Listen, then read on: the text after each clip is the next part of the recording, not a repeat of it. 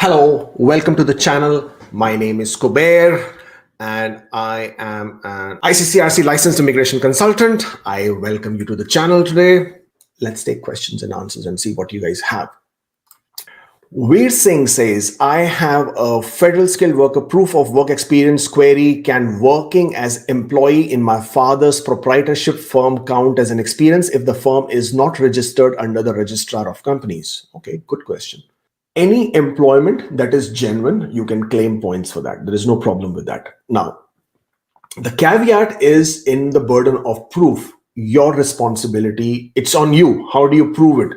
Provide all the documentation, provide all the genuine references that show that you were working, bank statements that show salary credit, pay slips, pay stubs, income tax returns, employment reference letters. If you need it, get more than one from different senior employees of your company, whether it's your HR person, whether it's your department supervisor, department head, whoever you can.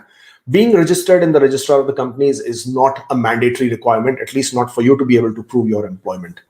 Krishna says, will my experience as a businessman count and add to my express entry CRS score? Yes, absolutely. As long self-employed work experience absolutely can be counted. There is nothing wrong with it. You will need to prove it. As I've said this before, your burden of proof is on you. You're the one who will have to now go ahead and be able to prove that this work experience is legitimate, this is genuine. In your case, you will need to prove your ownership of the business. You will need to prove that you have vendors, clients.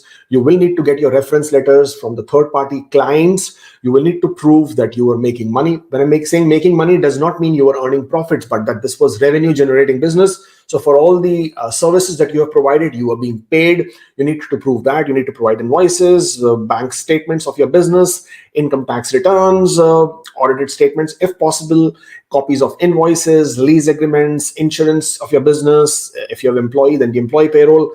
All of this comprehensively will become your documentation, but there is no problem. Laksh, thank you for the super chat. Will learning French help in any way to get the PR? Yes, of course it will. It definitely helps you improve your points. So you can improve your CRS scores by learning French, by scoring well in your proficiency exams. So that helps for sure. In addition to that, there are several PNP programs that also open doors because you're a French speaker. Saskatchewan gives you points. Nova Scotia has some preference for French speakers. So overall, there is quite a lot of promise there if you have good proficiency scores in French. Karanveer says, I've completed 12th in India, graduated in Canada, currently working as a warehouse team lead. Do I need to move from Ontario, change the province? It's again entirely up to you. Have you checked your scores? Have you seen what you're eligible with? What is your CEC scores? Do you think you can, what is your IELTS? Does it sort of vary in terms of, what can you score, what you can't score? What was your previous IELTS whenever you did your study permit applications? Is your employer willing to support you in your Ontario employer job offer stream?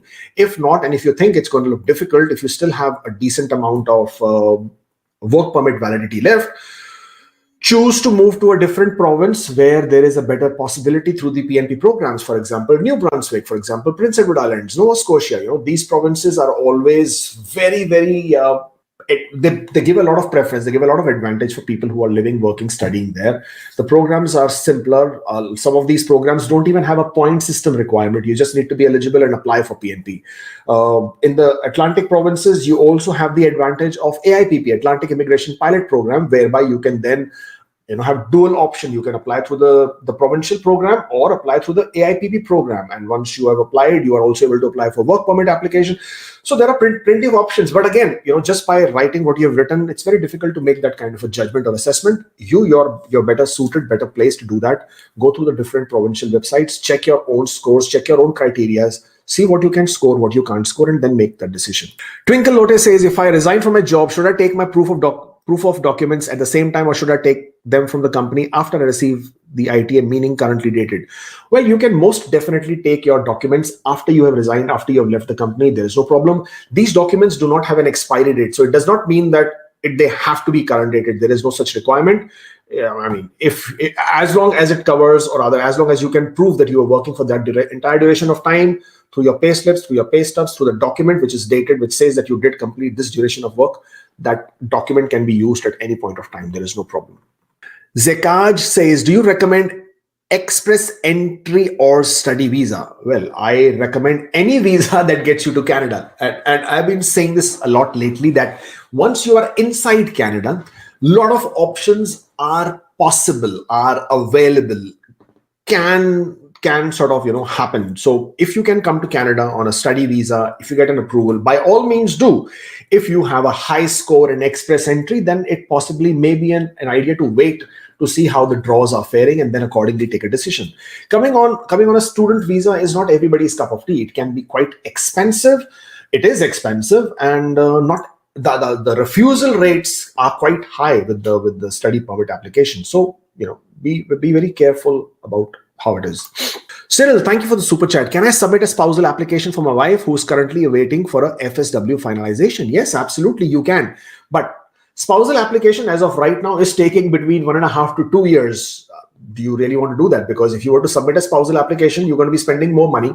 And by spending that more money, she already has an FSW application waiting. I mean, I'm assuming that you yourself are a permanent resident of Canada, right? Because that is the only way you can apply for a spousal application for your wife. If you're asking me, can you apply for a spouse open work permit as a temporary resident visa? Yes, even that you can apply. Check for the processing time of your local visa office where the application will be processed based on the geographical location of your spouse. And if it's not very long, because as I said, TRVs right now can take significantly longer, then yes, you could also do that. Can you briefly shed some light on post-ITA procedure? What happens after you submit your documentation to them, and how does the verification process go? Okay, good question. What happens is that once you submit your application, you've paid the fees, then comes the biometric request. Considering your medicals are already passed, your R10 checks have been done, which basically means you've submitted a complete application. All the documents were supposed to be provided, and you've provided them. R10 completeness check is done. From there on, it goes for your basic background checks. Your medical has already been done. Your criminality, your biometrics data is verified to see that you have no concerning factors with regards to your background. From there on, it goes to your assessment or your eligibility checks, whereby they will check whether you are eligible under the program.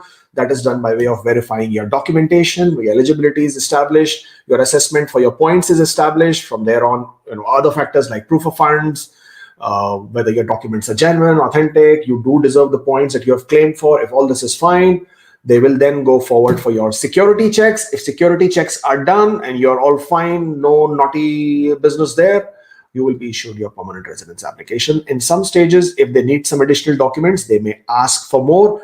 But apart from that, that's just about it. That's the process. Well, that's basically it from my side that I wanted to talk to you about today. And if you're not following us on Instagram, then please do. If you wish to make an appointment, then that's the link. Don't forget to subscribe to the channel. It's always good to see the numbers going up. I shall see you next time. Take care, stay safe,